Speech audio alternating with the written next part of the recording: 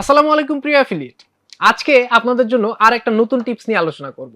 Tips না বলে এটাকে টিউটোরিয়ালই বলা যায়, যেহেতু আজকে আমরা খুবই গুরুত্বপূর্ণ একটা বিষয় নিয়ে কথা বলবো। তা হলো লিঙ্ক শেয়ার করা।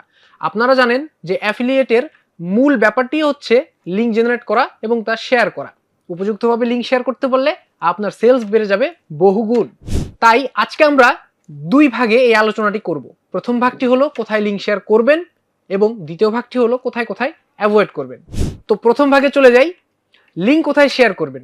লিঙ্ক শেয়ার করার সবচেয়ে উপযুক্ত জায়গা হলো আপনার পোস্টের কমেন্ট।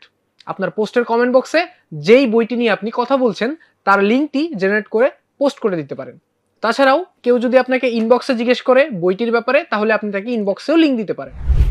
লিঙ্ক শেয়ার করার আরেকটি উপযুক্ত মাধ্যম হচ্ছে অ্যাড। আপনি যদি অ্যাড রান করে থাকেন তাহলে আপনি অ্যাডে লিঙ্ক দিয়ে দিতে পারেন। সেই ক্ষেত্রে অটোমেটিক্যালি আপনি প্রচুর সেল জেনারেট করতে পারবেন। এবার আসি কোথায় লিঙ্ক শেয়ার করবেন না।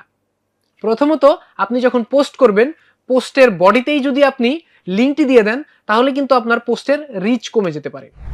তাছাড়াও আপনি যদি বেশি বেশি কমেন্ট করেন লিঙ্ক শেয়ার করার মাধ্যমে, তাহলে আপনার কমেন্টগুলোকে স্প্যাম হিসেবে ডিটেক্ট করতে পারে। এছাড়াও আরেকটি জায়গা হচ্ছে ইউটিউব। সেখানে আপনারা খুবই সীমিত পরিসরে লিঙ্ক দিতে পারেন, কিন্তু যদি আপনি বারবার লিঙ্ক দেওয়ার চেষ্টা করেন তাহলে আপনার অ্যাকাউন্টকে স্প্যাম হিসেবে ডিটেক্ট করে লিঙ্কগুলো ডিলিট করে দিতে পারে।